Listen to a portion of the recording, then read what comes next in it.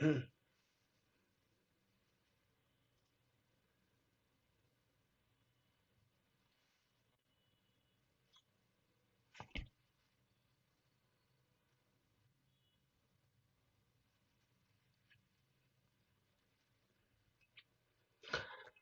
students, a very good morning to all of you. Today I am going to start.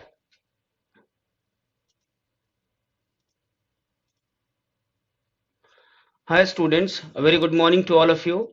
Today I am going to start a very difficult topic for most of the students, and that is literary criticism, which I'll try to give it to you in a very simple language and in a very concentrated and precise manner, so that you may be able to communicate yourself. Your mind should be nourished that what is criticism and what has to be read in this unit, which is there in your new syllabus also. So, first of all, today we will understand the concept of Aristotle's theory. Aristotle, as you know, he is a great master, he is a great classic, and his theory of catharsis. So, Aristotle, who has used the term catharsis only once, एक बार उसने इस्तेमाल किया था, but no phrase, probably even in the ancient times or even in the modern literature, has been handled by us, by the teachers, by the professors, by the critics, and even by the poets. And innumerable explanations have always been given on this term catharsis. Now we will understand the theory of purgation. What is purgation theory? Purgation, which denotes a pathological effect on the soul and which has an effect of the medicine on the body. And by some process, it has been likened to a homeopathic treatment, and this view is borne out by a passage in his work Poetics, where Aristotle refers to religious frenzy, and important critics like Twining and Barney, they also opine that catharsis is actually a kind of homeopathic treatment. If we talk about the neoclassical era, catharsis was taken to be like an allopathic treatment, and the arousing of pity, fear was supposed to bring about purgation, like the purgation of emotions, evacuation of emotions like anger, pride, and so many things. Now, we will also understand here some interpretations, and those interpretations which are psychological. First of all, there was a critic, Lucas, F.L. Lucas. He has rejected the idea that catharsis, as used by Aristotle, is actually a medical metaphor. And he has written, the theater is not a hospital. And if we talk about Lucas and one more critic, Herbert Reed, they regard it as a kind of safety value, where pity and fear are aroused, and because of this pity and fear, we give free play to these emotions, which we cannot do in the real life. And this is supposed to be an outlet of these emotions, which ultimately gives us emotional relief. And what is the ethical view of this system? Ethical, the moral. That is, in tragedy, the tragedy basically makes us realize that the divine law operates in the universe, and that shapes everything for the best. And if we talk about the period of Renaissance, During the Renaissance, Robert Tello, Robert Tello suggested that tragedy helped to temper the emotions, and जैसे हमारे जो soldiers होते हैं वो अपने death के घबराहट को ओवरकम करते हैं when they see it frequently on the battlefield. So the same thing is with the spectators. They become hardened. How? While watching the pitiable and the fearful events of life by witnessing them in tragedies. So this is very true. And what is purification theory? Purification theory. Purification theory is where which involves the idea of moral instruction and moral learning. It is a kind of moral conditioning which the spectators undergo. And as far as catharsis is concerned, catharsis is something which educates us, which controls us, and tragedy arouses pity, fear.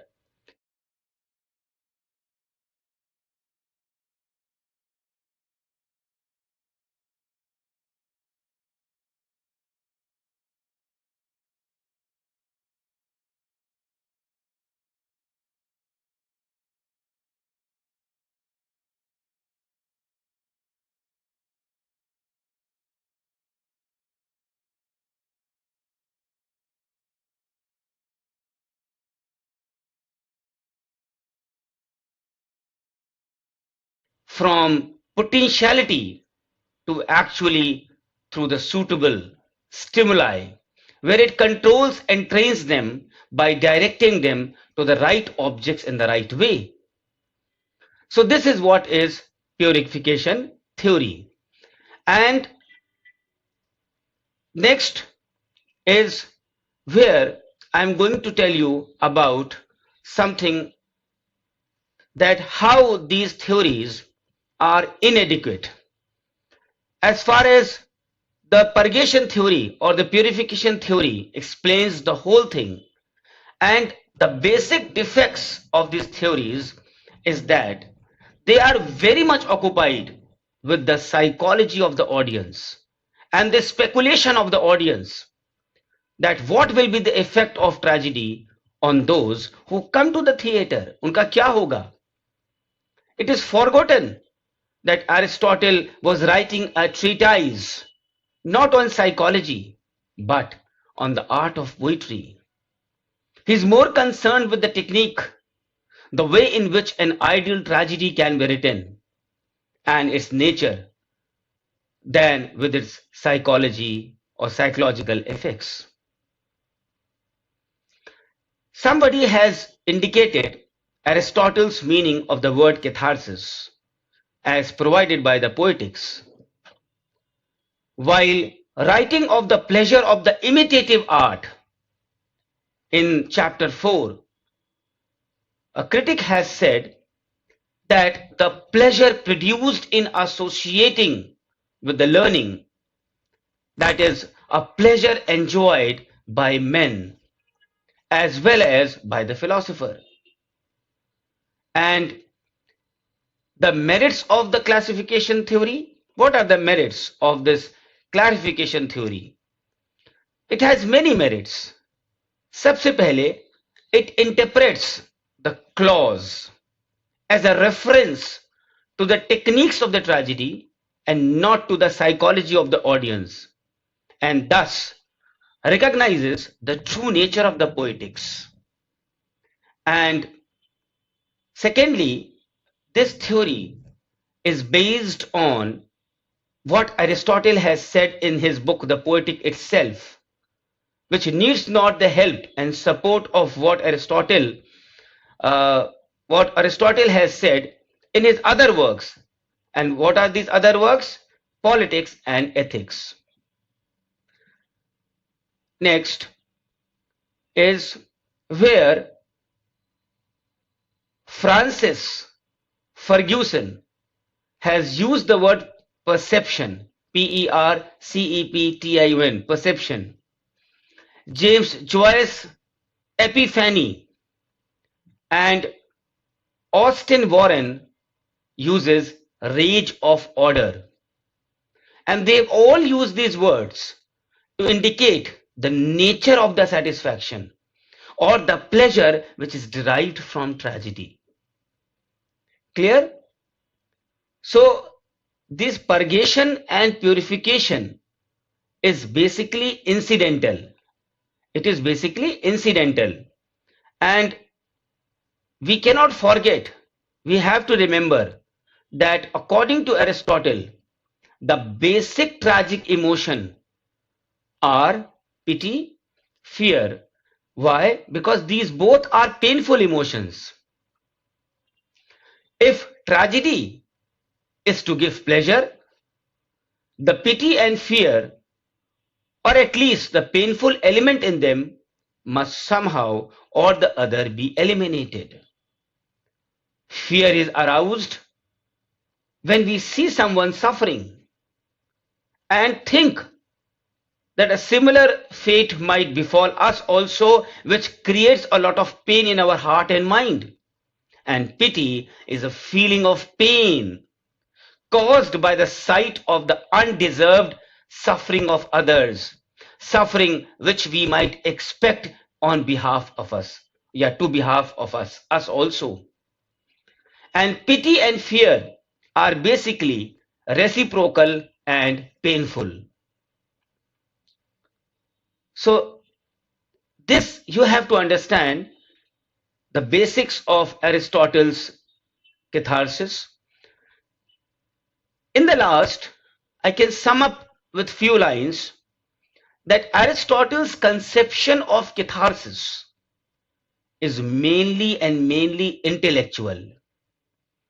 It is not theological, as tragedy has its basis in religious rituals. It is not even a moral doctrine requiring the tragic poet to show that bad men come to bad ends. There are many connotations of the experience which are not covered by Aristotle's treatment and which cannot be rationally explained. But the clarification theory comes closer to define the essential quality of tragic experience than didactic theological explanations. So now we are moving ahead on a major part of Aristotle's chapter, that is his plot, what he has written about the plot, various kinds of plot, which is a very significant area.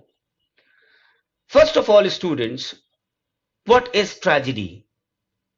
Tragedy is something which is representing any action. And what is that action?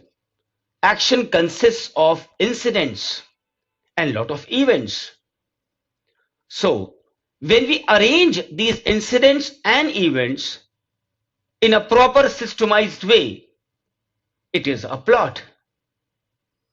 So what we can say, that plot is something which contains the main system of action and development and incidents.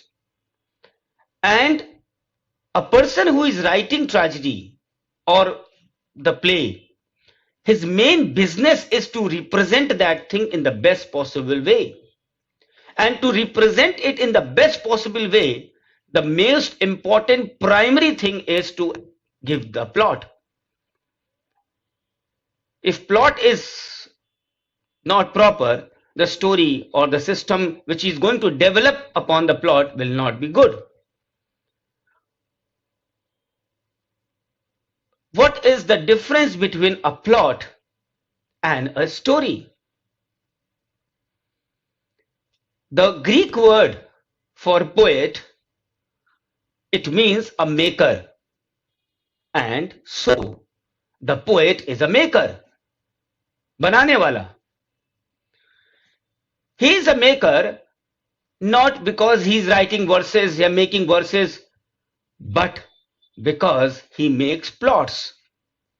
And Aristotle has differentiated between a story and a plot. The poet needs not make his story. It would be better if he chooses a traditional story and then proceeds to make his own plot.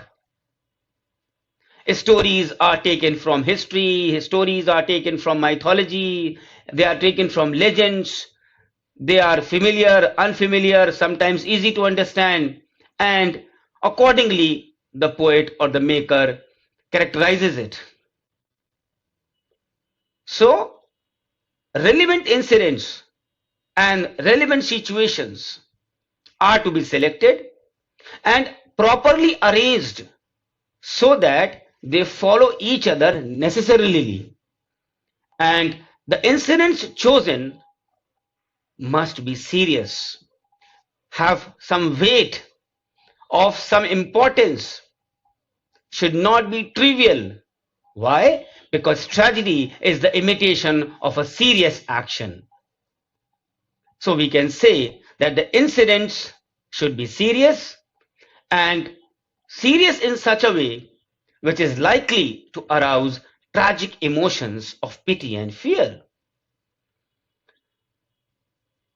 Next, Aristotle has laid down the tragic plot about the tragic plot, about the plot, that it should be a complete whole.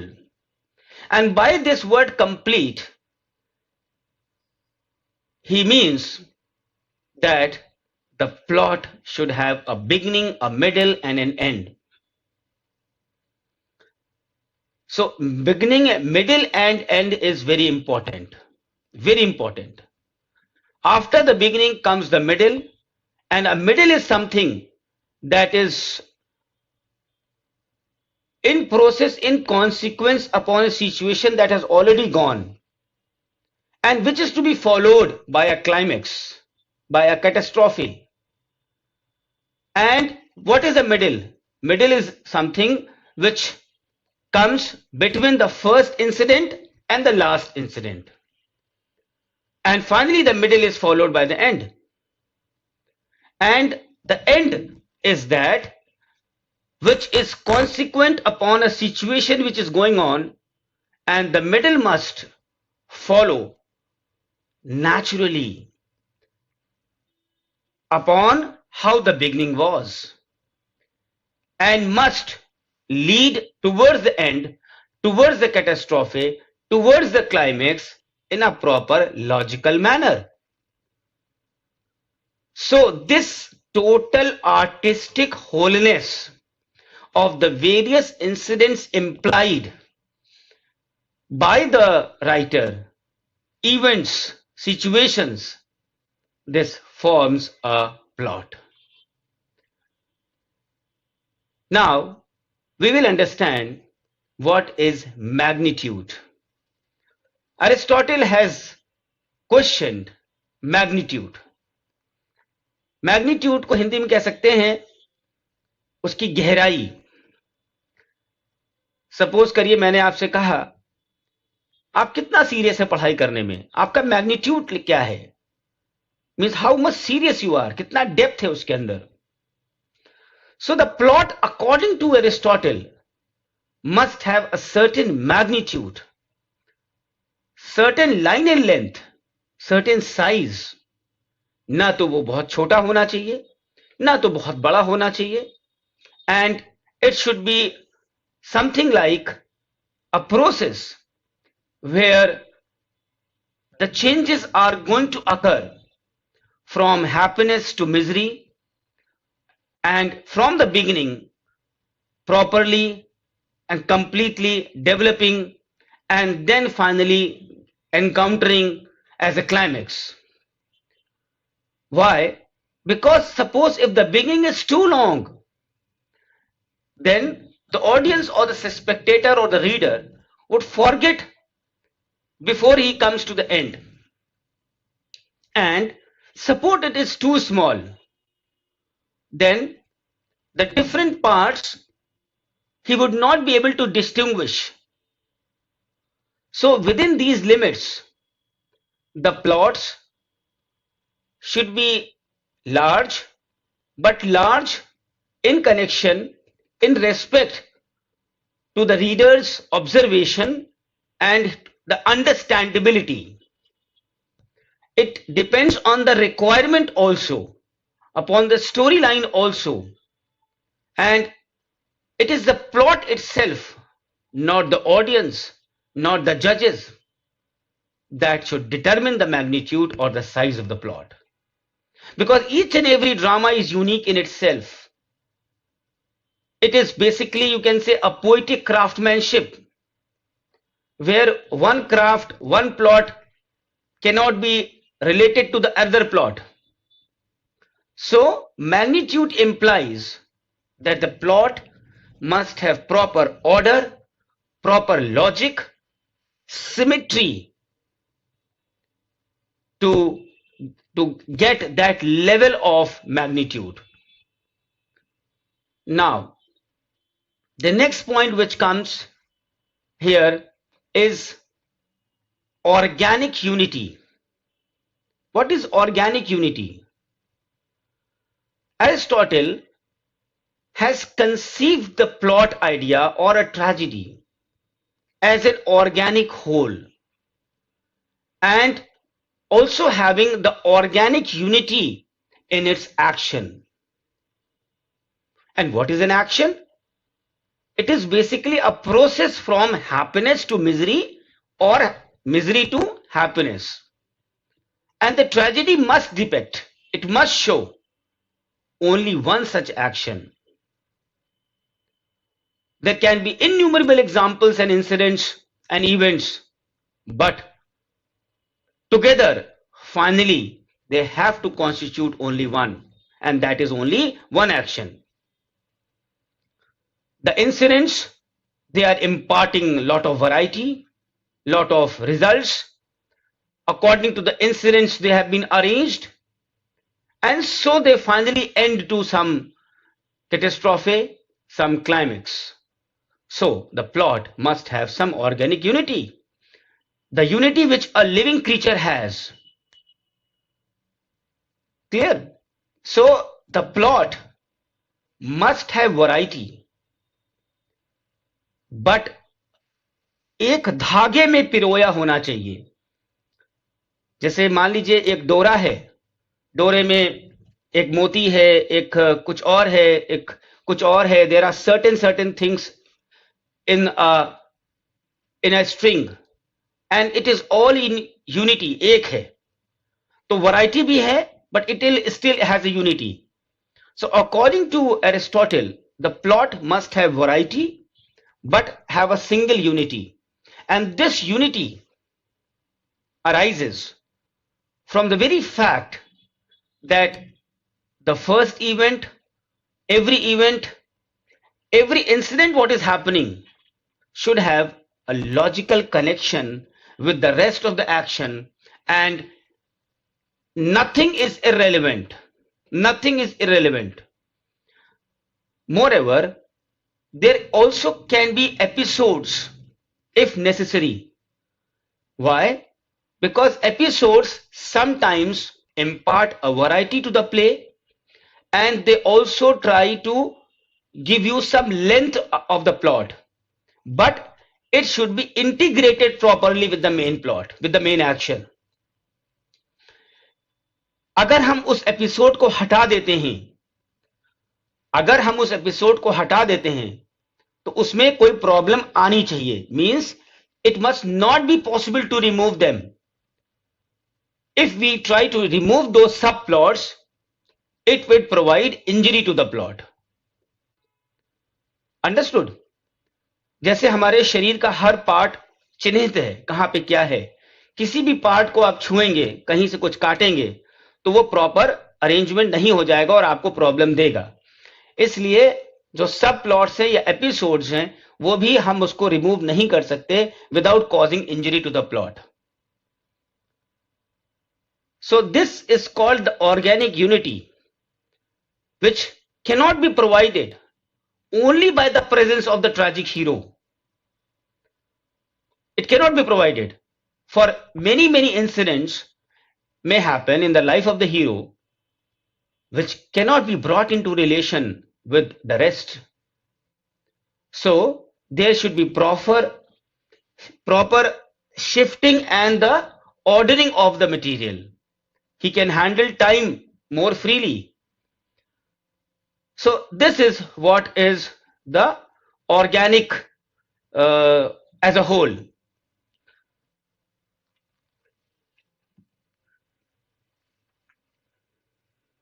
Now we will talk about the unities. Unities में क्या है? हम लोग ने अभी तक ये पढ़ा that what is emphasized by Aristotle about the unity of action, and he has little to say about the unity of time and unity of place. This is a very important thing, that Aristotle has always emphasized on the unity of action, but he has little to say about the unity of time and unity of place. If we talk about the unity of time, he merely says in his Poetics that tragedy should confine itself to a single revolution of the sun, and no law is implied here. No law. As regards the unity of place, Aristotle has mentioned, when comparing the epic and the tragedy, that epic can narrate a number of actions which goes on simultaneously in different parts. But in drama, such simultaneous actions cannot be presented, for the stage is one part, that is one place, not several parts or places. So today I'm going to end this lecture here. I hope that you would have understood such an important topic and such an important writer like Aristotle, his concept of the details and his catharsis in a much better exam-centric way. So once again, thank you so much.